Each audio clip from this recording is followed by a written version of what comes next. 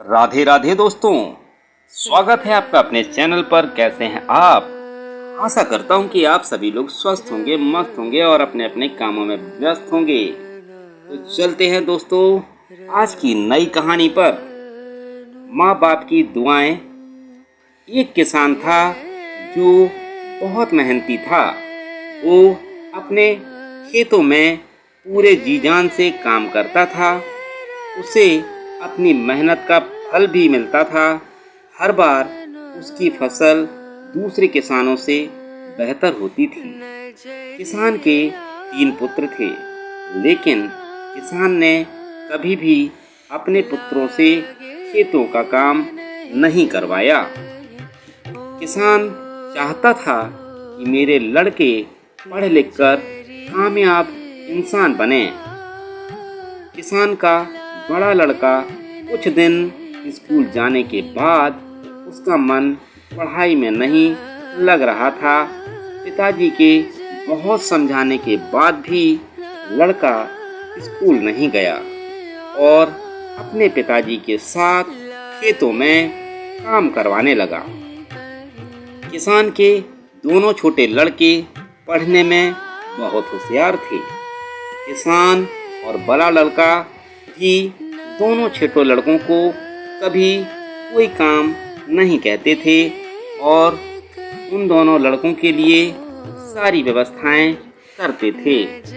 दोनों लड़के अच्छे स्कूल में पढ़ते थे, लेकिन वे दोनों सामाजिक गतिविधियों से काफ़ी दूर रह रहे थे।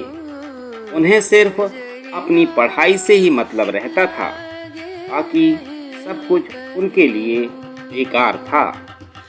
समय बीतता गया। दोनों छोटे लड़के पढ़ लिख कर अच्छी नौकरी करने लगे।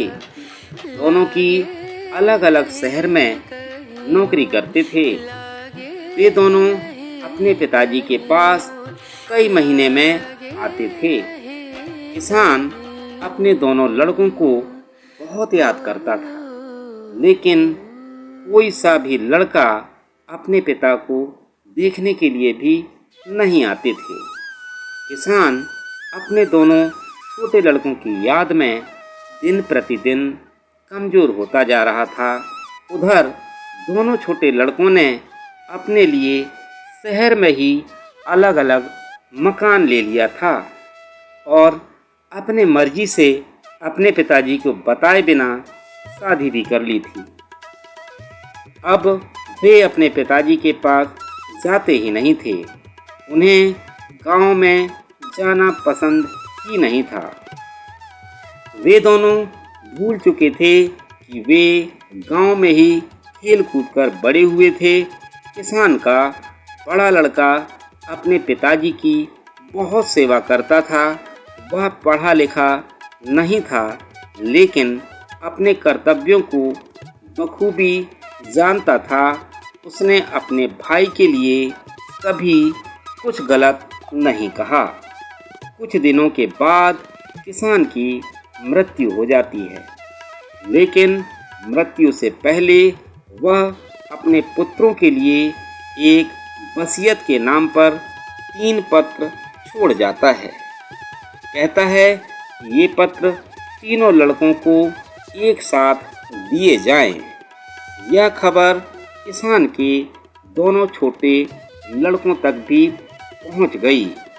अब दोनों लड़के अपने पिता की संपत्ति के लिए गांव आ जाते हैं और अपने पत्र लेने की मांग करते हैं, जो उनके पत्र उसके बड़े भाई के पास सुरक्षित रखे हुए थे। वे दोनों अपने बड़े भाई के पास अपने पत्र लेने जाते हैं, जिन्हें वह पत्र दे देता है।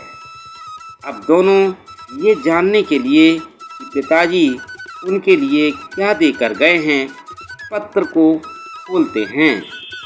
पत्र खोलते ही जो उसमें लिखा था उसे देखकर दोनों छोटे लड़के बड़े शर्मिंदा होते हैं। अपने किए पर रोने लगते हैं।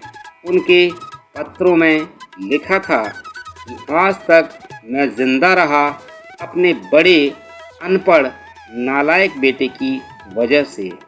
और आज मैं जिंदा नहीं हूँ वो अपने दोनों पढ़े लिखे नालायक बेटों की वजह से। मेरी आधी संपत्ति मेरे बड़े बेटे को दी जाए और आधी संपत्ति अनाथ बच्चों को दे दी जाए। ये कहानी हमें बहुत कुछ सिखाती है। आजकल की व्यस्त जिंदगी में हम पैसों के लिए अपने माता पिता को अकेला छोड़ देते हैं, जबकि हमें अपने बुजुर्गों की अच्छी तरह देखभाल करनी चाहिए।